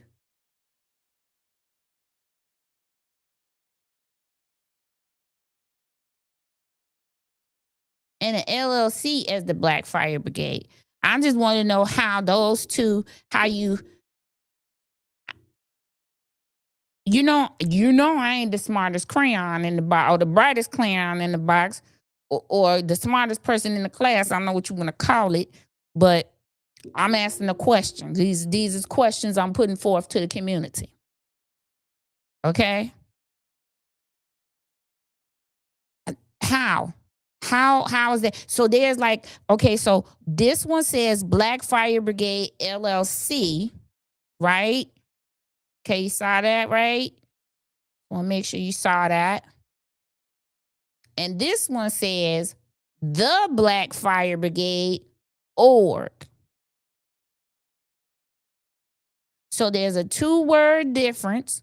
The is the difference with this one, but it's still the Black Fire Brigade, the BFB. The other one then says Black Fire Brigade LLC. No, I mean, they in the same building, Sharon. This one says 8406, right? For the address. Now let's go to the nonprofit. This one says 8404, but it's actually the same building. You don't believe me? You can ride down 84, go to 8404 South Kedzie. It's the same building. It's the same building. In the front is a bar for the LLC, and in the back is like a firehouse, because it used to be a firehouse. 8404 Kedzie, South Kedzie used to be a fire station. Okay? It's still one building. Okay? Now, so let's talk about this. Let's talk about some semantics, right? So you got the blackfirebrigade.org and you got the Black Fire Brigade LLC. One of them's a nonprofit and one of them's a for-profit, right? That's what we're seeing, right? here's some potential. Let's talk about some potential pitfalls. Potential pitfalls. Okay, potential. There could be a concern that the nonprofit may be providing direct or indirect financial or operational benefit to the privately owned LLC. That could be potentially. These are some potential things that might be because the nonprofit gets a whole bunch of grants and things from the federal and the state government. You can FOI for that, and we'll go over that. Condia, I understand that too, right? That's not the problem. Is the names are so close together, right? When you say Black Fire Brigade, you're not thinking, oh, okay, I'm just thinking the nonprofit because it's the Black Fire Brigade, right? I'm just talking about some things that potentially could be a problem. Or I'm asking, you know what I'm saying? Like, this is, what did I tell you about that line? What did I tell you about that line? I said there's a line, unethical, illegal, and then, we're going to be in the gray area. You see what I'm saying? I mean, we this is what we're talking about. This is what we talk. We seeing some potential. There could be some potential. We just asking questions. Could this be? Could this happen? Whether it happened by mistake or whether it happened intentionally, whether it happened, it just happened. Could there be a possible commingling of funds? You're in the same building, you're in the same location. You don't believe me? Go check it out. Go. You know what? I'm gonna take a ride down there for y'all. I'm gonna take a ride down there for y'all and show y'all. Okay, we just talking about potential, the potential of what could be the ramifications of what could be going on. And I understand all of those things y'all saying. C4, C3, 5, 8, 9, 7. I'm asking, should it be more clearly defined? Should it be more clearly defined?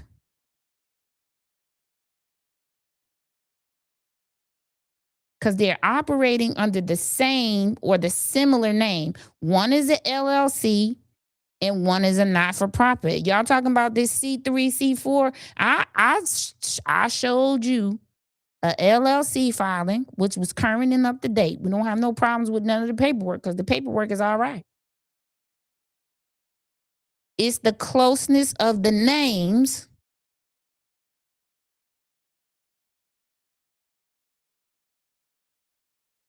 You see what I'm saying? It's the closest of the names. Being that this is an Illinois small corporation, the original file, June 3rd, 2025. Yeah, they should. I didn't go back and see if they renewed it. You do get a certain amount of a grace period. So one of them expired February. So we in April. So technically they still got a little bit of time to, pay it. But I'm sure they did. I'm sure that they did. I just haven't gone back to the website, going back to the Illinois Secretary of State to look it up, right? But what right now I'm asking questions. These are questions because you should not have this nonprofit entity that you are a part of associated with a job that you're getting paid for. Do you see the conflict of interest? Do you see that? Then you have these two entities whose names are so closely intertwined, right? Let's go back to the website because hold on, let's go back to the website. Because not-for-profits, let's click on events. Okay? Let's click on events. No upcoming events.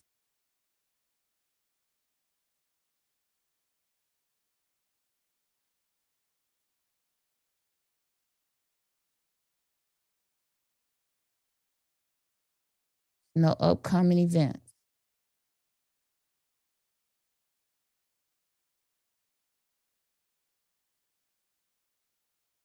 I like that little thing though. So we are talking about, you know, how close in name these two entities are. They are located in the same building. I'm still waiting on my FOI for the zoning because the zoning has to be correct for something like this, right? These two things are located in the same building. Same building. Something in the front, something in the back, something on the side. Yeah. You know what I'm saying?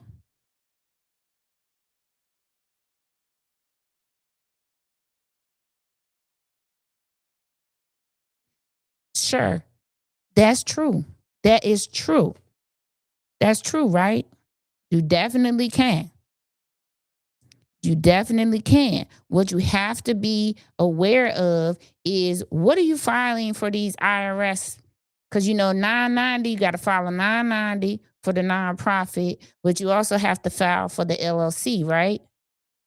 Are you saying that, what are you saying? When it comes to this LLC, are we filing? Where's the money coming from? How are people getting paid on this LLC side? And do you have the same? Let's go to the LLC. Because do you have the same people listed on the LLC as you do on the nonprofit?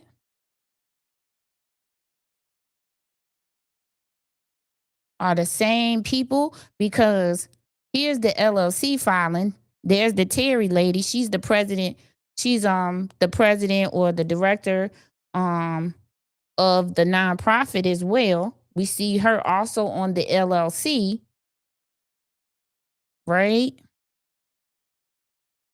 But there's a bar associated with this LLC. It's called Q's Lounge that operates in 8404 South Kedzie. There's a bar there, Q's Lounge, that operates there. Okay, you don't believe me? Okay, boom.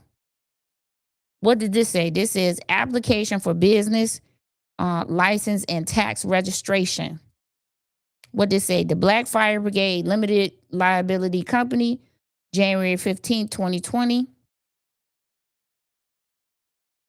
This for a business license. This for the business license. It says tavern, bar, pub, lounge, liquor, entertainment, Black Fire Brigade at gmail.com. 8406. 8406. That's the same address as the LLC is registered to. Here go the hours of operation, so forth, so on. Okay, they don't mention that in this building, 8406 is Q's Lounge. That's what it's called. That's what the bar, right here, you see it. Liquor, entertainment, tavern, pub, lounge.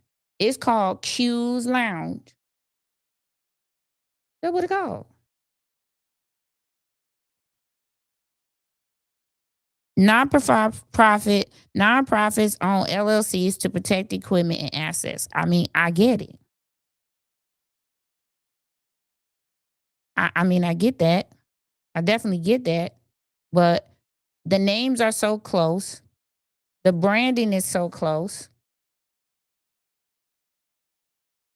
I mean, I'm asking questions. Y'all explain to me. I'm asking questions, child.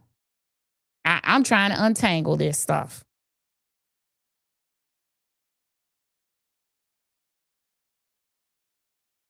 Okay, because it's unclear whether all of the activities are conducted under the nonprofit or if they're conducted under the LLC. I mean, the names are so close. The names are so close. Are they reporting revenue properly? Are they reporting revenue for their nonprofit and revenue for the LLC? Are they reporting that proper?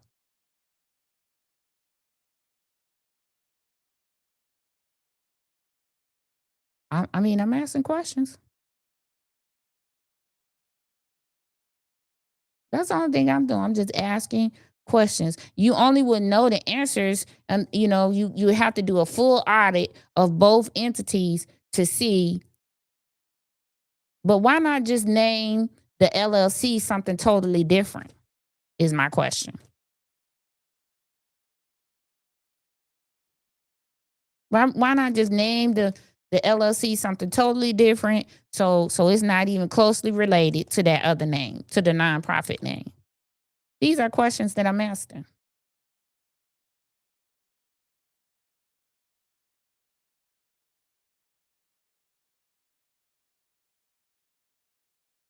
I mean, they share an address. You don't believe it? You can go down there, it's all one building. It's all one building. It's something in the front and it's something in the back. But it's all one building because it's one place. But anywho, I'm just saying, these conflicts of interest have to stop. These things should not be commingling together. Your nonprofit shouldn't have anything to do with you performing your job, doing your job, being at your job, being present at your job. That's something that you do outside of work.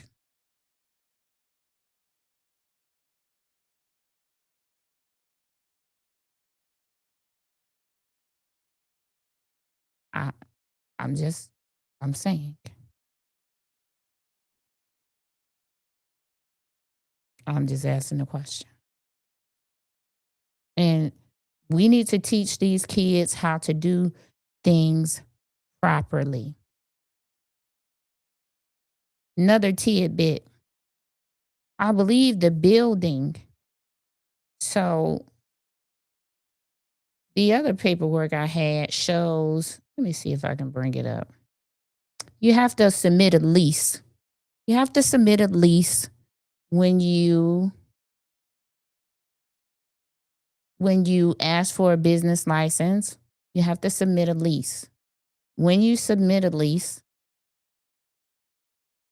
the person you are leasing from is listed.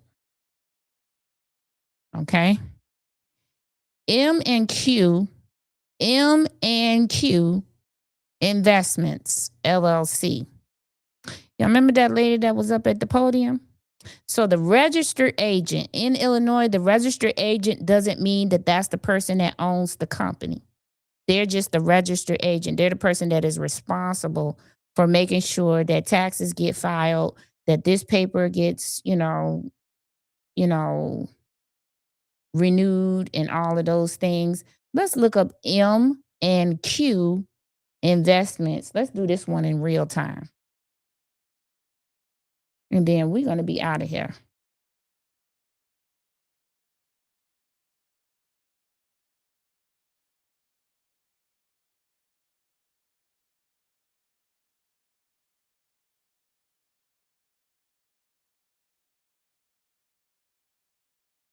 We're going to go to the Secretary of State website.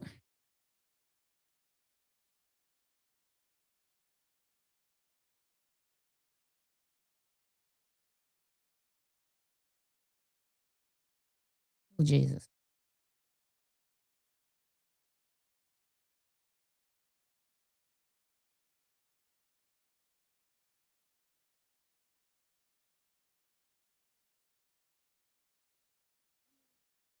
We're going to go to the Illinois business lookup, the business entity search. Crazy.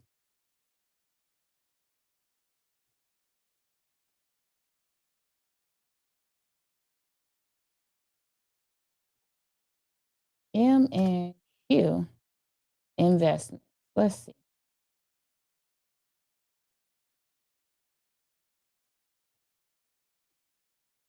Oh, shoot. Business name. MQ Investments.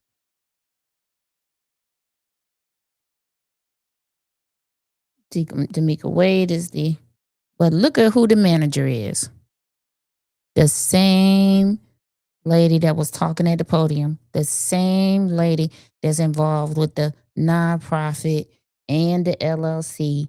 It's the same lady. So they renting from themselves and paying themselves rent, allegedly. I'm not sure what's happening, but it's all owned by one person, by the same person. I mean, we got to get this thing right sometime or another. We got to get it right. We got to start requiring that things be the way they should be so that we can show the kids that, rules matter, requirements matter. If it says that this is required, you need to have it. You need to do it. We should not teach our kids to go in the back door of anything because they don't need to go in the back door of anything. Because when they go to school, they're going to be qualified. They can go in the front door. But that's right here. It says DBA Q's Lounge. They're doing business. Black Fire Brigade LLC is doing business as Q's Lounge. Right there. Boom. But anyway, maybe y'all don't care. But for me, these things are important.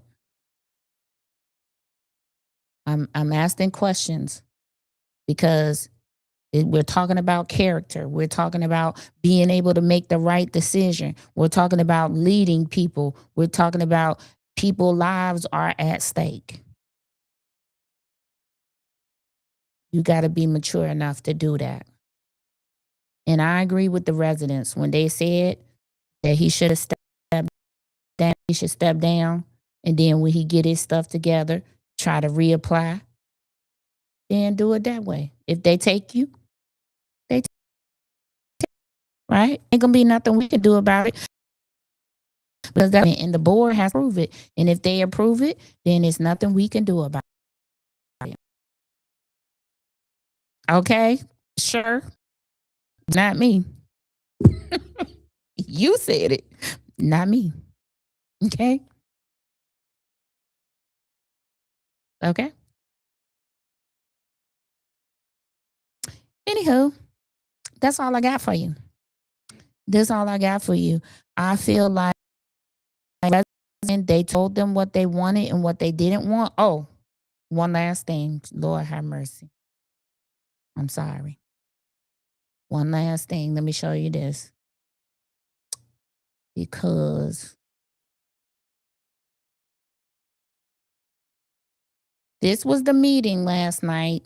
This was the agenda for the meeting last night. And B, they went into private session to talk about B through G, he said at one point. So it says motion to approve the hire of deputy fire chief. The deputy fire chief, let's say allegedly, but I know for sure, is a friend of the interim fire chief, Quintian Curtis. Now, there are no criteria for deputy fire chief, so they can pick whoever they want. But should we be doing this properly in selecting applicants, or are we just going to be appointing people from now on? Sounds familiar. Sounds very familiar. We're going to circle back and talk about the village administrator, Bill Manasopoulos. He comes from a bunch of different places. One place would be Calumet City. One other place would be Glenwood. And yet another place would be St. John, Indiana. A lot of places. We'll be talking about him in the coming days. We're also going to be talking about the police chief in the coming days as well. And we're also going to be talking about these court cases here as well. On top of all the other things that we got to get through. I got a plan. We are moving. So you'll see me a lot this week because we got things to talk about, right? Right. Listen, I wish nothing but blessings for your life. I hope that you learned something. And sorry that this broadcast was so long, but we needed to move through some information and we needed to learn some things and we needed to know some things, okay? Um Doing this is always hard because people always, you know, have something to say. My video's too long. They don't want to watch it. Then okay, cool. Be uninformed. I don't care. I got to the point where I don't even care anymore. Like, for me, I want the information. So I'm gonna listen to you while I clean up the house, while I cook dinner, whatever I gotta do to get the information. I'm gonna do it and I'm gonna listen. Okay. Like, share, subscribe, share this with everybody that you know. Dalton residents need to know this information. Of course, you cannot share it in Dalton politics because I am banned from Dalton politics. But if you see fit to put it in the comments, put the link in the comments and see if the people can hit the link without being deleted, be my guest. But people need to know this information. You need to be able to decide for yourself. Whatever you decide or whatever you feel, you should do your own research as well. I did my research. I told you what I felt. You can go look up these same things. You can go ask for these same things and you can deduce your own answer. Okay? But listen, I thank you for being here. I wish you nothing but blessings for your life. And you're going to see me again probably tomorrow. Tomorrow.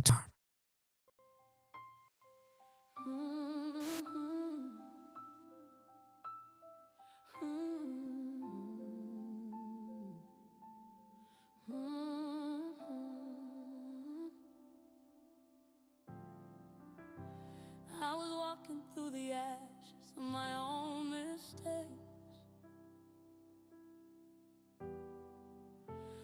Lost my fire, thought my flame was fake. But I heard a whisper in the silence say, don't you know your light can still find its way? Still find it. That's right. Storms don't mean it's over. Now they wash